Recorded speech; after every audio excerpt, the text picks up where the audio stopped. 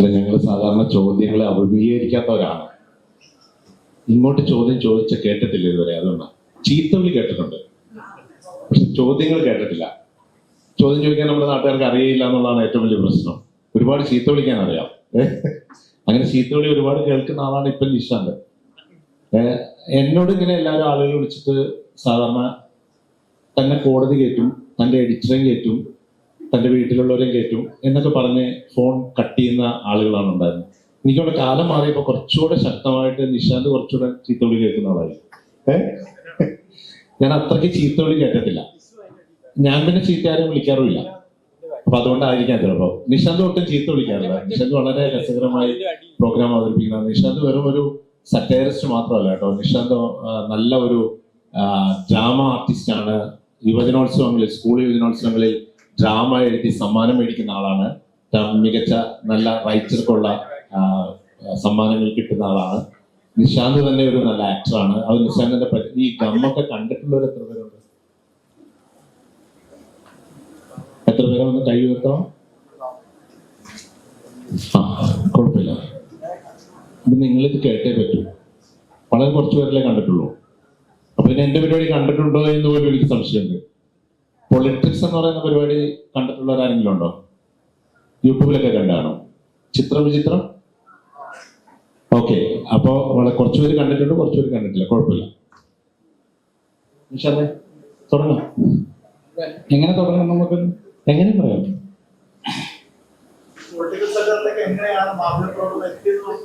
അത് അങ്ങനെ തുടങ്ങാം. ഇതെല്ലാരും ജേർണലിസം പഠിക്കുന്നവരാണോ? അരുത് എന്ന് പറയണം.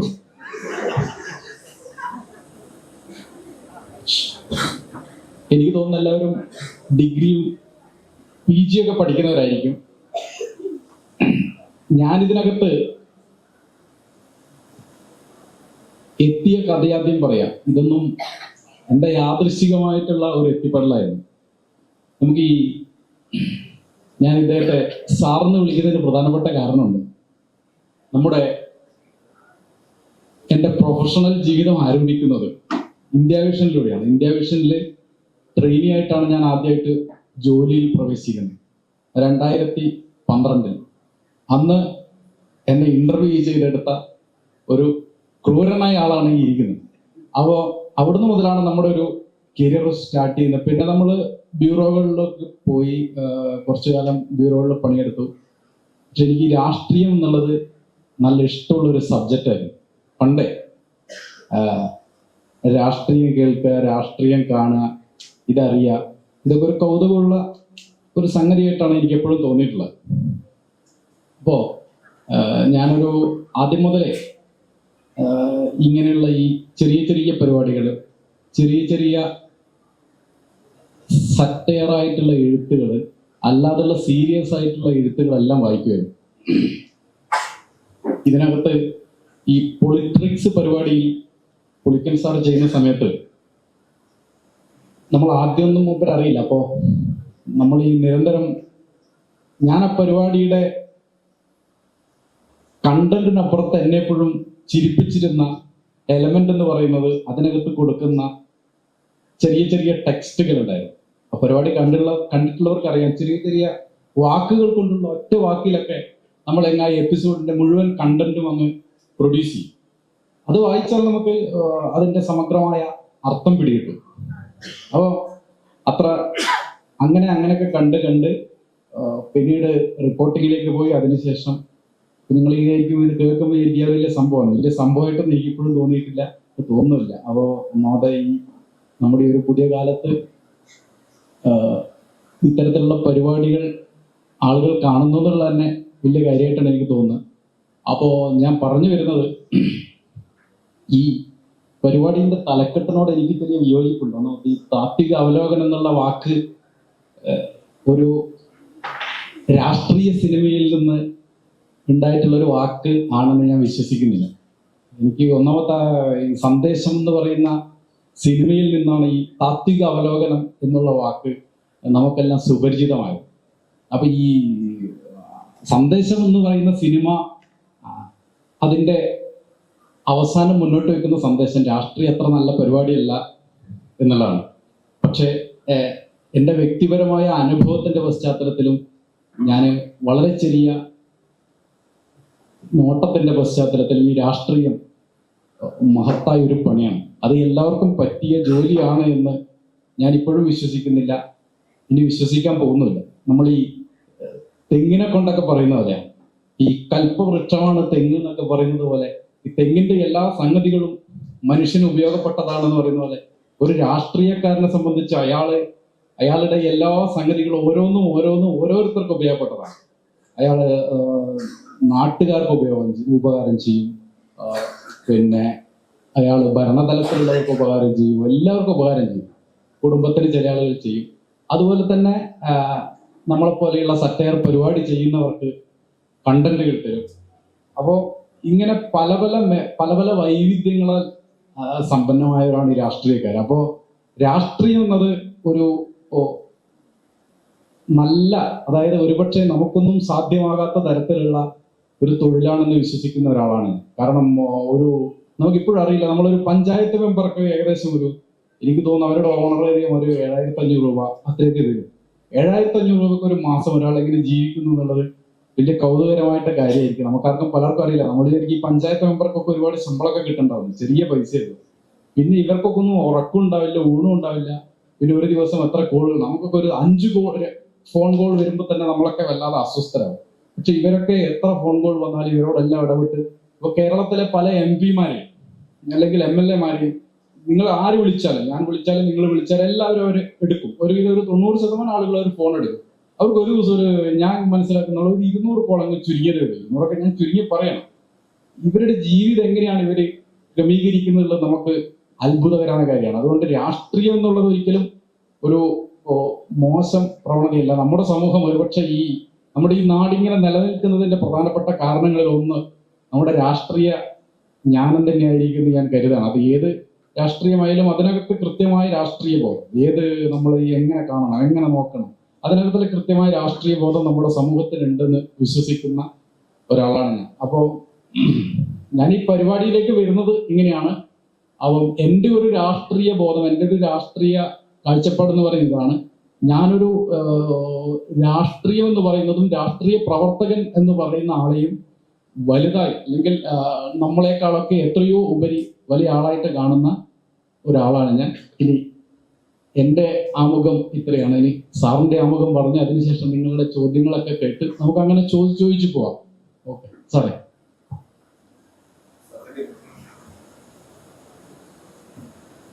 സത്യത്തില് ഞാൻ ഈ പരിപാടിയിലേക്കൊക്കെ വരുന്നതിന് മുമ്പ് യഥാർത്ഥത്തിൽ എൻ്റെ ജീവിതത്തിൽ ഏറ്റവും ആകർഷിച്ചിട്ടുള്ള ഒരു കാര്യം രാഷ്ട്രീയം തന്നെയാണ്.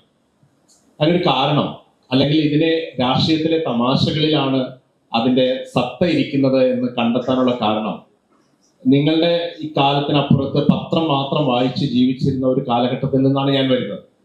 അന്ന് നമ്മുടെ നിയമസഭാ അവലോകനങ്ങൾ, KM റോയ് സാറിനെ പോലുള്ളവർ എഴുതിയിരുന്ന കോളങ്ങൾ, പിന്നെ സഞ്ജയനും EVയും ഒക്കെ ഉൾപ്പെടുന്ന ഞങ്ങളുടെ പാഠ്യപുസ്തകങ്ങളിൽ വരുന്ന രസകരമായ തമാശകൾ. സഞ്ജയനൊക്കെ നിങ്ങൾ പ്രത്യേകിച്ച് ജേർണലിസം വിദ്യാർത്ഥികളൊക്കെ അതിന്റെ ഫുൾ ടെക്സ്റ്റ് തന്നെ ഫുള്ളായിട്ട് ഇറക്കിയിട്ടുണ്ട്, DC ഒക്കെ ഇറക്കിയിട്ടുണ്ട്. അതൊക്കെ എടുത്തു വെച്ച് നിങ്ങൾ പൂർണ്ണമായും വായിക്കണം. അപ്പോഴാണ് കേരളം എങ്ങനെയാണ് രാഷ്ട്രീയത്തിലേക്ക്, യഥാർത്ഥ രാഷ്ട്രീയത്തിലേക്ക് രൂപപ്പെട്ടു വന്നത് എന്ന്, അന്നത്തെ രാഷ്ട്രീയത്തിലെ പുഴുക്കുത്തുകൾ, ഇത്തരത്തിലുള്ള, പിന്നെ നമ്മുടെ നിയമസഭാ അവലോകനങ്ങൾ, ഇപ്പോഴും ഉണ്ട് അവലോകനങ്ങൾ. അന്ന് എഴുതിയിരുന്ന KR ചുമാറിനെയൊക്കെ പോലുള്ള വളരെ പ്രമുഖരായ പത്രപ്രവർത്തകർ എഴുതിയിരുന്ന നിയമസഭാ അവലോകനങ്ങൾ, ഇതൊക്കെ രാഷ്ട്രീയത്തിലെ രസകരമായ നിമിഷങ്ങളെ അങ്ങനെ കണ്ടെത്തിയാണ് ഞാൻ വളർന്നത്. അതൊക്കെ വായിച്ച് അതിന്റെ രസം പിടിച്ച് തന്നെയാണ് ഞാൻ പത്രപ്രവർത്തനത്തിലേക്ക് വരുന്നത്. തേവര കോളേജിൽ ഡിഗ്രി കഴിഞ്ഞിട്ട് ഞാൻ നേരെ പോയത് Kerala media academy, press academy എന്ന് പറയുന്ന കാക്കനാടുള്ള, അവിടെയാണ് ജേർണലിസം പഠിക്കാൻ പോയത്. അത് കഴിഞ്ഞാണ് പിന്നെ CMS കോളേജിൽ MAക്ക് പോയത്. അപ്പോൾ ഇതിന്റെ ഒരു വല്ലാത്ത ഹാങ് ഓവർ എനിക്ക് പോകുന്നുണ്ട്. ഞാൻ അക്കാഡമിയിൽ പഠിക്കുമ്പോഴും ഞാൻ എൻ്റെ സറ്റയർ രീതിയിലുള്ള പ്രോഗ്രാമുകളാണ് ഞങ്ങളുടെ അവിടുത്തെ പ്രത്യേക സോഷ്യൽ ബേസിലൊക്കെ അവതരിപ്പിച്ചുകൊണ്ടിരുന്നത്. അപ്പൊ അത്തരത്തിൽ പിന്നെ തേവര കോളേജിൽ നിന്നാണ് യഥാർത്ഥ പത്രപ്രവർത്തനം തുടങ്ങിയെന്ന് പറയാം. നാഷണൽ സർവീസ് സ്കീമിൽ പ്രവർത്തിച്ചുകൊണ്ടിരിക്കുമ്പോൾ എത്ര പേരുണ്ട് നാഷണൽ സർവീസ് സ്കീമിൽ ഉള്ളവര്? നിങ്ങൾക്ക് നാഷണൽ സർവീസ് സ്കീം ഇല്ലേ? ഉണ്ട്. നമ്മൾ ചേരാറില്ല അല്ലേ? അപ്പോ നാഷണൽ സർവീസ് സ്കീമൊക്കെ വളർത്തിയ ഒരാളാണ് കേട്ടോ, വളരെ അഭിമാനത്തോടുകൂടി ഏത് നിമിഷവും പറയുന്ന ഒരാളാണ് ഞാൻ. അപ്പൊ നാഷണൽ സർവീസ് സ്കീമിന്റെ ക്യാമ്പുകളിൽ, ദശദിന ക്യാമ്പുകളിൽ ഈ പത്രം, എല്ലാ ദിവസവും പത്രം ഇറക്കിയിരുന്നത് ഞാനും എൻ്റെ പ്രിയ സുഹൃത്തായിരുന്ന ഇപ്പോൾ മാതൃഭൂമിയുടെ ഡൽഹി ബ്യൂറോ ചീഫായിരുന്ന മനോജ് മേനോനും കൂടിയാണ്. അദ്ദേഹം ഇപ്പോൾ മാതൃഭൂമിയുടെ ഡൽഹി ബ്യൂറോ ചീഫാണ്, പത്രത്തിന്റെ ചാനലിലും ഒക്കെ ഉണ്ടായിരുന്നു. അപ്പോൾ അവിടെ നിന്ന് തന്നെ അന്ന് അധ്യാപകർ തന്ന പ്രോത്സാഹനം, ദേവര കോളേജ് എന്ന് പറയുമ്പോൾ ഞാൻ എപ്പോഴും ഓർക്കുന്ന ഒരു കാര്യം, അന്ന് മാതൃഭൂമി, കലാകൗമുദി എന്ന് പറയുന്ന രണ്ട് പ്രധാനപ്പെട്ട വീക്കിലികൾ, അതിലെ വരുന്ന കഥകൾ, കലാകൗമുദി എന്ന് പറയുന്ന വീക്കിലിയിൽ എം കൃഷ്ണൻ നായർ എഴുതിയിരുന്ന സാഹിത്യ വാരഫലം എന്ന് പറയുന്ന കോളം, ഇതൊക്കെ വായിച്ചില്ലെങ്കിൽ വന്ന് നീ എന്താ വായിക്കാത്തത് എന്ന് ഡിഗ്രി ഫൈനൽ ഇയർ ആയിരുന്നപ്പോൾ പോലും ചെവിക്ക് പിടിച്ച് കിഴുക്കിയിരുന്ന, വേദനിപ്പിച്ചുകൊണ്ട് തന്നെ കിഴുക്കിയിരുന്ന അധ്യാപകരുണ്ടായിരുന്നു. അപ്പൊ എനിക്ക് അതൊന്നും കിട്ടാനില്ല എന്നുള്ള മറുപടി അധ്യാപകർ ഒരിക്കലും ഉൾക്കൊള്ളുമായിരുന്നില്ല. കാരണം നമ്മുടെ ലൈബ്രറിയിലുണ്ട് കലാകൗമുദിയും മാതൃഭൂമിയും, നീ എന്തുകൊണ്ട് ആ കഥ വായിക്കാതിരുന്നത് എന്ന് ചോദിക്കും. ഒരു കാലത്തും പഠിക്കണമെന്നോ ക്ലാസ്സിൽ കയറണമെന്നോ ഒരു അധ്യാപകനും ദേവര കോളേജിൽ എന്നോട് പറഞ്ഞിട്ടില്ല. പക്ഷെ ഇതൊക്കെ വായിച്ചില്ലെങ്കിൽ വളരെ എന്തോ പാപം ചെയ്തതുപോലെയുള്ള അവസ്ഥയായിരുന്നു. അന്ന് ഞാൻ ഓർക്കുന്നുണ്ട്, ഞങ്ങൾ ദേവര കോളേജൊക്കെ കഴിഞ്ഞിട്ട് ഞങ്ങൾ നേരെ മഹാരാജ് കോളേജിൽ പോകുമ്പോൾ മഹാരാജ് കോളേജിലെ എല്ലാ മരച്ചോട്ടുകളിലും നടക്കുന്നത് വലിയ സാഹിത്യ ചർച്ചകളാണ്. അന്യന്റെ വാക്കുകൾ സംഗീതം പോലെ ആസ്വദിച്ചിരുന്ന ഒരു വലിയ തലമുറയുടെ ഭാഗം കൂടിയാണ് ഞാൻ. അപ്പൊ എതിർപ്പുകളെയും വിമർശനങ്ങളെയും ഒക്കെ ഉൾക്കൊണ്ടുകൊണ്ട് പരസ്പരം കലഹിച്ചിരുന്ന മരച്ചുവടുകൾ ഉണ്ടായിരുന്ന ക്യാമ്പസുകളാണ് ആ കാലത്തുണ്ടായിരുന്നത്. അല്ലാതെ ആളുകളുടെ മുഖത്ത് ഏത് പരിധി വിട്ടും അന്യന്റെ ദേഹത്തേക്ക് നമ്മുടെ കൈ എത്തിക്കാം എന്നുള്ള പുതിയ കണ്ടുപിടുത്തങ്ങളുടെ രാഷ്ട്രീയ കാലത്തല്ല ഞങ്ങൾ വളർന്നു വന്നത്. അത്തരത്തിലുള്ള സംഘടനാ മനോഭാവങ്ങളിൽ നിന്ന് തന്നെയാണ് ഞാൻ ഇവിടെ എത്തി നിൽക്കുന്നതെന്ന് ഒരു കുറവുമില്ല, ഒരു മടുപ്പുമില്ലാതെ എനിക്ക് പറയാൻ പറ്റും. അത്രയേറെ എന്നെ വളർത്തിയിട്ടുണ്ട് രാഷ്ട്രീയ പ്രസ്ഥാനങ്ങളും എൻ്റെ അധ്യാപകരും എൻ്റെ സുഹൃത്തുക്കളും. പ്രസംഗിക്കാൻ പഠിപ്പിച്ചത്, ആടാൻ പഠിപ്പിച്ചത്, പാടാൻ പഠിപ്പിച്ചതൊക്കെ ഈ സുഹൃത്ത് വലയമാണ്. വായിക്കാൻ പഠിപ്പിച്ചത്, ഞങ്ങൾ സുഹൃത്തുക്കൾക്കിടയിൽ അത്തരത്തിലുള്ള ചർച്ചകളൊക്കെ നടക്കുമായിരുന്നു. ഓരോ സംഭവങ്ങൾ നടക്കുമ്പോൾ വ്യത്യസ്തമായ രാഷ്ട്രീയ കാഴ്ചപ്പാടുള്ള സുഹൃത്തുക്കളാണല്ല, പക്ഷെ വളരെ ഗഹനമായ ചർച്ചകൾ നടത്തിയിരുന്നു. ഞാൻ ജേർണലിസ്റ്റ് വിദ്യാർത്ഥികളോട് ഇത് വളരെ ഷാർപ്പായിട്ട് പറയുന്നത് വെച്ചാൽ, അങ്ങനെ തന്നെ വന്നാലേ നിങ്ങൾ ഉദ്ദേശിക്കുന്ന തരത്തിലുള്ള ഒരു ജോലിയിലേക്ക് പ്രവേശിക്കാൻ പറ്റുള്ളൂ. ഇപ്പൊ നിഷാന്ത് ഇന്റർവ്യൂവിനൊക്കെ കുറിച്ച് പറഞ്ഞല്ലോ. നിഷാന്ത് അന്ന് ഇന്റർവ്യൂവിൽ പാസ്സാകുന്നത് ഇന്റർവ്യൂ ബോർഡിലെ ആളുകൾ ചോദിക്കുന്ന രാഷ്ട്രീയ ബോധവും സാമൂഹിക ബോധവും ഉള്ള ആളുകളെ ആണ് എടുത്തിരുന്നത്. ഒരിക്കലും കിട്ടിയ മാർക്കിന്റെ അടിസ്ഥാനമോ റാങ്ക് കിട്ടിയിട്ടുണ്ടോ എന്നൊരു അന്വേഷണം ഒരു ചാനൽ ക്ലാസ് മുറികളിൽ ഇപ്പോഴും നടത്തുന്നില്ല. അത് ഏറ്റവും അവസാനം നിങ്ങൾ കടമ്പ കടന്നോ എന്ന് നോക്കാൻ വേണ്ടിയിട്ടുള്ളതാണ്. അതുകൊണ്ട് വെറുതെ റാങ്കും ഫസ്റ്റ് ക്ലാസ്സും ഒന്നും മേടിച്ച് വെറുതെ സമയം കളയുന്നു, പഠിച്ച് ജയിച്ചാൽ മാത്രം മതി. അപ്പോ അത്തരത്തിൽ നമ്മള് ഒരു വല്ലാത്ത ഒരു കാലഘട്ടം ഞങ്ങൾക്ക് മുന്നിൽ ഉണ്ടായിരുന്നു എന്നുള്ളത് വളരെ പ്രധാനപ്പെട്ട കാര്യമാണ്. പിന്നീട് നമ്മൾ കാണുമ്പോൾ ഈ രാഷ്ട്രീയത്തിലെ തമാശകളിലേക്ക് വരാൻ ഞാനിങ്ങനെ ഇന്ത്യ വിഷനിൽ ചെല്ലുമ്പോൾ എന്നോട് നികേഷ് കുമാറാണ് ചോദിക്കുന്നത്, ഇങ്ങനെ പൊളിറ്റിക്സ് എന്ന പരിപാടിയുണ്ട്, അന്ന് PT നാസർ ചെയ്തുകൊണ്ടിരിക്കുകയാണ്, നാസർ പോയി, അപ്പൊ എന്നോട് ചെയ്യാമെന്ന് ചോദിച്ചു. അപ്പൊ എനിക്ക് ഇത്തരത്തിലുള്ള ഒരു വായനയുടെ ബാക്ക്ഗ്രൗണ്ട് ഉള്ളതുകൊണ്ട് ഞാനങ്ങ് ധൈര്യപൂർവ്വം ഞാൻ ചെയ്യാമെന്ന് പറയുകയാണ്. പിന്നീടാണ് അങ്ങനെ വളർന്നത്. അപ്പൊ നമ്മള് രാഷ്ട്രീയത്തെ കുറിച്ച് ആലോചിക്കുമ്പോൾ ഞാൻ അന്ന് പ്രൊമോ എടുത്ത ഒരു വാചകമുണ്ട്. ആദ്യമായി ഞാൻ പൊളിറ്റിക്കൽ സെക്രട്ടറി ചെയ്യുമ്പോൾ ആദ്യമായി പ്രൊമോ ചെയ്തത് കുഞ്ഞുണ്ണി മാഷിന്റെ ഒരു കവിതയാണ്. ആ കവിത എനിക്ക് എപ്പോഴും ഓർക്കുന്ന ഒരു കാര്യമാണ്. നമ്മുടെ രാഷ്ട്രീയത്തെ ഒരു പരിധിവരെയൊക്കെ നിർവചിക്കുന്നതാണ്. ഇന്നത്തെ കാലത്തെ കാണുന്ന രാഷ്ട്രീയത്തെ ഒരു വല്ലാതെ നിർവചിക്കുന്നതാണ്. രാക്ഷസനിൽ നിന്ന് രാ, ദുഷ്ടിൽ നിന്ന് ഇഷ്ട്, പീറയിൽ നിന്ന് റാ, ഈച്ചയിൽ നിന്ന് ഈ, മായത്തിൽ നിന്ന് യം. ഇതാണ് രാഷ്ട്രീയം എന്നിരിക്കെ ഈ ലോകം എങ്ങനെ നന്നാകും എന്ന് മാഷിന്റെ ഒരു കവിതയുണ്ട്. മാഷ് വളരെ രസകരമായ കാര്യങ്ങളെ പറയുന്ന ആളാണ്, നിങ്ങൾക്കറിയാം. ശർക്കര ഭരണിയിൽ കൈയിട്ടെന്നാൽ നക്കാത്തവരും കുറവാണ്, നാടിൻ ഭരണം കയ്യേറ്റെന്നാൽ കക്കാത്തവരും കുറവാണ്. ഇതൊക്കെ നമ്മളിങ്ങനെ വായിക്കുമ്പോൾ എന്ത് കൃത്യതയാണ് എന്ന് നമ്മൾ മനസ്സിലാക്കുന്നുണ്ട്. എത്ര പ്രവചനാത്മകമായ കവിതകളാണ് ഈ രണ്ടു വരികള്. ക്രിസ്ത്യാനികളെ കുറിച്ച് ഈ ലോകത്ത് എഴുതിയിട്ടുള്ള ഏറ്റവും മനോഹരമായ വഴി കുഞ്ഞുണ്ണി മാഷാണ്. നമ്മുടെ സ്വന്തം കുഞ്ഞുണ്ണി മാഷ എഴുതി, യേശുവിലാണ് വിശ്വാസം, ഈശോയിലാണ് ആശ്വാസം. നമ്മള് കോളേജിനെ കുറിച്ചൊക്കെ ആലോചിക്കുമ്പോൾ അങ്ങനെ തോന്നില്ലേ? അപ്പൊ അത് ഇത്തരത്തിൽ നമ്മള് എവിടെ തിരിഞ്ഞാലും ഇത്തരം സറ്റയറുകളുടെ ലോകത്തിലാണ് നമ്മൾ ജീവിക്കുന്നത്. ഞാൻ ശരിക്കും സറ്റയറൊക്കെ ചെയ്തു തുടങ്ങി കഴിഞ്ഞിട്ട് ആരെങ്കിലും വിളിച്ച് ഭീഷണിപ്പെടുത്തുമെന്നുള്ളതായിരുന്നു എന്റെ എല്ലാ ദിവസത്തെയും പ്രാർത്ഥന. എല്ലാ ദിവസവും രാവിലെ എഴുന്നേറ്റിട്ട്, ദൈവമേ നമ്മുടെ നാട്ടിലെ രാഷ്ട്രീയക്കാരൊന്നും നന്നാകല്ലേ എന്നായിരുന്നു ഞാൻ പ്രാർത്ഥിച്ചത്. നന്നായാൽ ഞങ്ങളുടെ രണ്ടുപേരുടെ പരിപാടിയില്ല. അപ്പൊ ഞാൻ അങ്ങനെയാണ് രാഷ്ട്രീയ പൊളിറ്റിക്സ് ചെയ്തു ആദ്യം. അതിനുശേഷം പിന്നെ മാതൃഭൂമിയിലെത്തി ദിനദലിതവും ചെയ്യുന്നു. അതിനുശേഷം പിന്നെ ചിത്രം വിചിത്രം ചെയ്യുന്നു. ഇപ്പൊ ഞാൻ അങ്ങനെ ഇതെല്ലാം കണ്ട് രസിക്കുന്ന ഒരാളാണ്. പുറത്ത് നിഷാന്തിന്റെ ഗമ്മൊക്കെ കാണുന്ന ഒരാളാണ്. അപ്പോ കാലം മാറി. ഈ രണ്ടിനും രണ്ട്. അന്നൊക്കെ അരമണിക്കൂർ പ്രോഗ്രാം ആയിരുന്നു ഹാസ്യം, അതും ആഴ്ചയിൽ ഒന്നായിരുന്നു.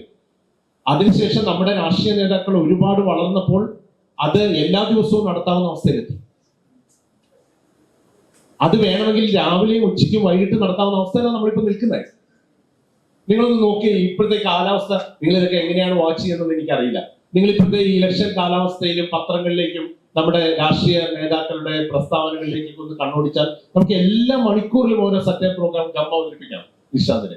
അത്രയേറെ രസകരമായിട്ടാണ് നമ്മുടെ ആളുകൾ പോകുന്നത്.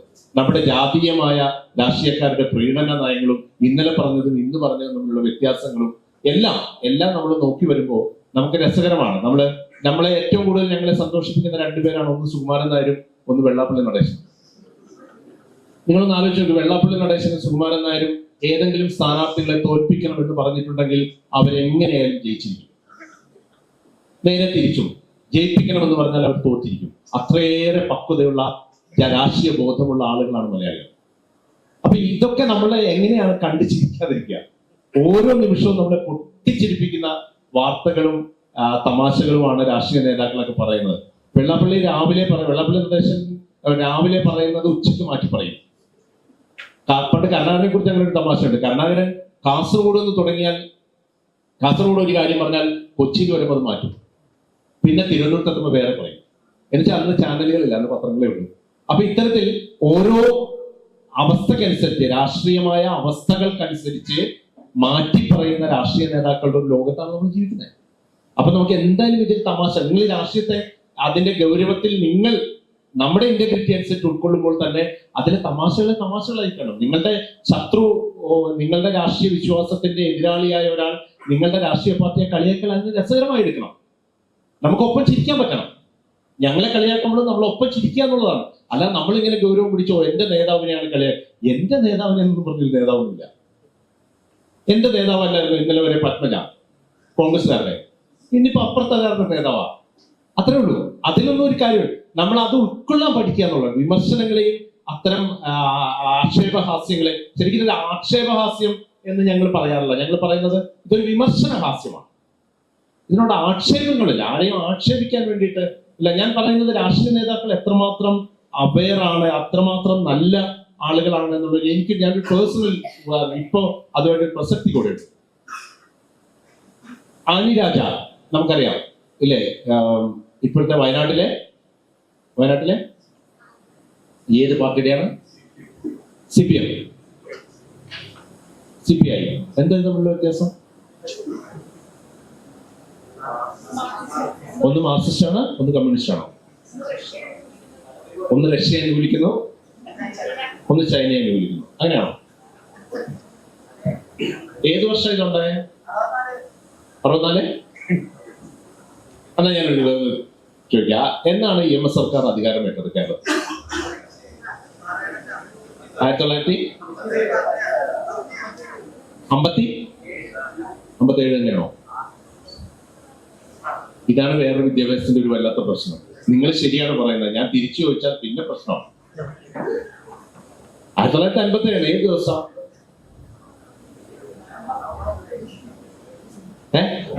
എന്നായാലും നിങ്ങളോട് ഇതൊന്നും പറയാൻ പറഞ്ഞിട്ടില്ലല്ലോ. അപ്പോ അതോടെ നിൽക്കട്ടെ. എന്തായാലും CPI 1964 പിളർപ്പുണ്ടാകുന്നത്. അന്ന് ദേശീയ തലത്തിൽ CPI പിളർന്ന് CPIM ആയപ്പോൾ കേരളത്തിലും ഒരു വലിയ പിളർപ്പുണ്ടായി. കോൺഗ്രസ് പിളർന്ന് കോൺഗ്രസും കേരള കോൺഗ്രസും ഉണ്ടായി. അങ്ങനെ ഒരു കോയിൻസിഡൻസ് കൊണ്ടുണ്ട്. ഓക്കെ, ആനി രാജ വയനാട്ടിൽ മത്സരിക്കാൻ പോകുന്നത് നമുക്കറിയാം, ആളെ അറിയാം. അതുകൊണ്ടാണ് ഞാൻ ആ കാര്യം തന്നെ പറയുന്നത്.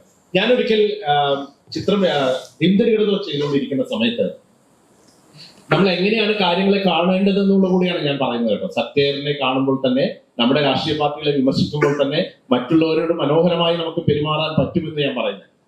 ഞാനൊരു ദിവസം ബിന്ദു കൃഷ്ണ ഇംഗ്ലീഷ് പറഞ്ഞപ്പോ, കോൺഗ്രസ് നേതാവ് ബിന്ദു കൃഷ്ണ ഇംഗ്ലീഷ് പറഞ്ഞപ്പോ, ഇംഗ്ലീഷ് ശരിയല്ലായിരുന്നു. എനിക്ക് അത്രയും കൂടെ ഇംഗ്ലീഷ് പറയാൻ അറിയില്ല, അത് വേറൊരു സത്യമാണ്. പക്ഷേ ഞാൻ ആ ഇംഗ്ലീഷിനെ കളിയാക്കി ഒരു പ്രോഗ്രാം ചെയ്തു. നമ്മുടെ സിനിമയിലെ ക്ലിപ്പിംഗ് ഇട്ട് അന്ന് രാത്രി ദിനദരികൃതവും കഴിഞ്ഞ് ഞാൻ വീട്ടിലേക്ക് പോകുമ്പോൾ രാത്രി 9:15 ആയപ്പോൾ ഞാൻ ബസ്സിൽ കയറി അങ്ങ് പോകുന്ന സമയത്ത് എനിക്കൊരു പരിചയമില്ലാത്ത കോള് വരുന്നു. കോള് വന്നിട്ട് ഞാൻ എടുക്കുന്നു. അപ്പോൾ എന്നോട് പറയുന്നു, പുളിക്കനല്ലേ? ഞാൻ പറഞ്ഞ അതെ, ഞാൻ ആനി രാജയാണ്. എനിക്ക് ആനി രാജയെ വ്യക്തിപരമായ ഒരു പരിചയവുമില്ല. അവരെന്റെ പ്രോഗ്രാം കാണുന്നു എന്നുള്ളത് തന്നെ എന്നെ ഒരു അത്ഭുതപ്പെടുത്തുന്ന ഒരു കാര്യമായിരുന്നു. എന്നെ വിളിച്ചിട്ട് പറഞ്ഞു, പുള്ളിക്കൻ ഇന്നത്തെ പ്രോഗ്രാമിൽ ബിന്ദു കൃഷ്ണയെ ഇംഗ്ലീഷ് പറയുന്നതിന് കളിയാക്കുന്ന, അപ്പൊ നിങ്ങൾ ഓർത്തോണം, CPI നേതാവാണ് ആനി രാജ, എതിരാളിയാണ്. ഇന്നത്തെ പോലെ ചേട്ടനും അനിയത്തി ബന്ധമല്ല കോൺഗ്രസും CPI തമ്മില്. അപ്പോ എതിരാളിയാണ് ബിന്ദു കൃഷ്ണ. ആ ബിന്ദു കൃഷ്ണയെ കുറിച്ച് ചെയ്തതിനെ കുറിച്ച് ആനി രാജ ഡൽഹിയിൽ നിന്ന് വിളിച്ചിട്ട് എന്നോട് പറയുന്നു, ഇന്ന് ചെയ്തില്ലേ, ഇംഗ്ലീഷ് പറയുന്നതിനെ കളിയാക്കിയില്ലേ, വിളിക്കാം, ഞാൻ പ്രോഗ്രാം കാണുന്ന ആളാണ്, ഇത്തവണ നിങ്ങൾ അങ്ങനെ ചെയ്തു, പക്ഷെ ഒരിക്കലും അങ്ങനെ ചെയ്യരുത്. കാരണം നമ്മുടെ നാട്ടിൽ ഒരു സ്ത്രീ രാഷ്ട്രീയ രംഗത്ത് മുന്നോട്ട് കടന്നു വരണമെങ്കിൽ ഒരുപാട് പ്രതിബന്ധങ്ങളുണ്ട്. അതിനെ അതിജീവിച്ച് ആണ് ബിന്ദു കൃഷ്ണ ആയാലും മറ്റാരായാലും വരുന്നത്. അപ്പൊ ഇത്തരം നമ്മൾ പറയുന്ന ഭാഷയുടെ പ്രശ്നം കൊണ്ട് അങ്ങനെ കളിയാക്കരുത്. ഒന്ന് ആലോചിച്ച് നോക്കൂ, ഞാൻ പിന്നെ ഒരു കാലത്തും ബിന്ദു കൃഷ്ണനല്ല ആരെയും ആ തരത്തിൽ ഞാൻ പറഞ്ഞിട്ടേ ഇല്ല. ഞാൻ സാധാരണ അങ്ങനെ ഒന്ന് പറയുന്നത്, പക്ഷെ അത് അന്നത്തെ ഒരു കൗതുകം കൊണ്ട് അങ്ങനെ ചെയ്തു പോയത്. ഇത് നമുക്ക് തരുന്നൊരു വെളിച്ചമാണ്. ഇത് നല്ലൊരു വിമർശനമാണ്, നമ്മളൊക്കെ നേരെയുള്ള ഒരു വിമർശനമാണ്. ഒപ്പം ആനി രാജ എന്ന് പറയുന്ന ഒരു, ഞാനപ്പോ ആലോചിച്ചത് രാഷ്ട്രീയത്തിനപ്പുറത്തെ ഇവരുടെയൊക്കെ ഒരു കാഴ്ചപ്പാട്. നമ്മളെല്ലാ രാഷ്ട്രീയത്തിലും നിഷാന്ത് പറഞ്ഞ പോലെ രാഷ്ട്രീയം ഒരു മോശമായ കാര്യമാണെന്ന് ജീവിതത്തിൽ ഒരിക്കലും വിശ്വസിക്കാത്ത ആളാണ് ഞാൻ. വളരെ നല്ല കാര്യം തന്നെയാണ് രാഷ്ട്രീയം.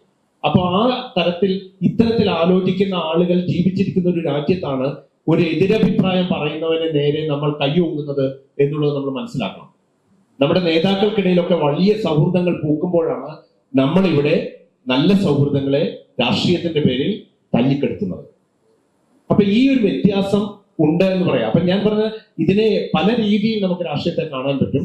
ആ രാഷ്ട്രീയത്തിൽ ഞങ്ങൾ അതിന്റെ തമാശകൾ കണ്ടെത്തുന്നു, നിങ്ങളും തമാശ. ഇന്നലെ ഇപ്പൊ ഞാൻ ഇന്നലെ ഒരുപാട് ചിരിച്ചൊരു ദിവസമാണ്.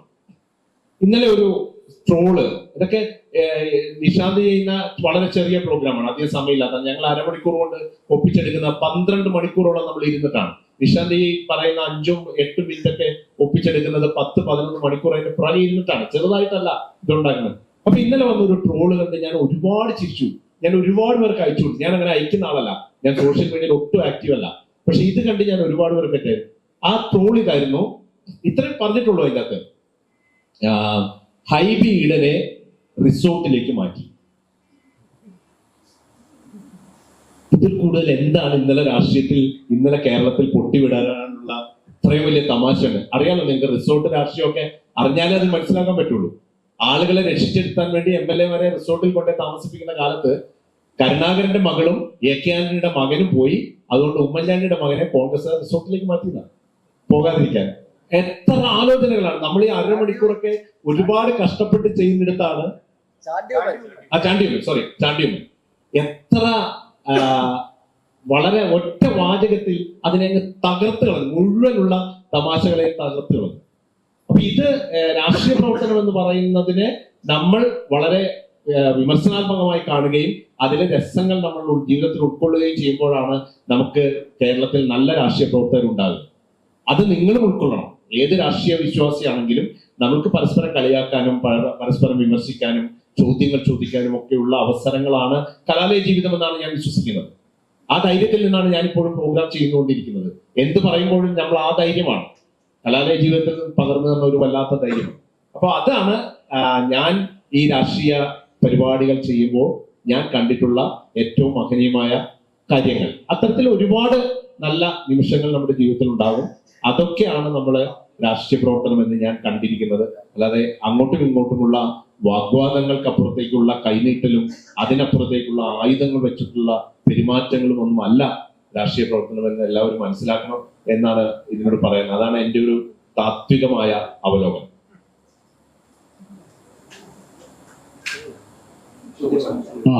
നിങ്ങൾ ചോദ്യം ചോദിച്ചാൽ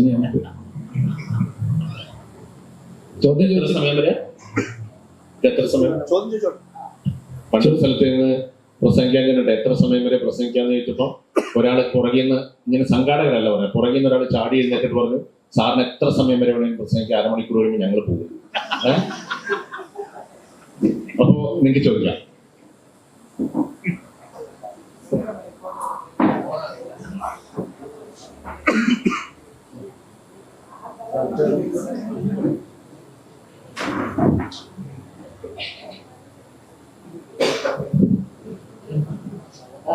ഈ ക്രിസ് നമ്മൾ ഈ മൂവീസിൽ കാണുന്ന പോലെയാണോ പൊളിറ്റിക്സ്?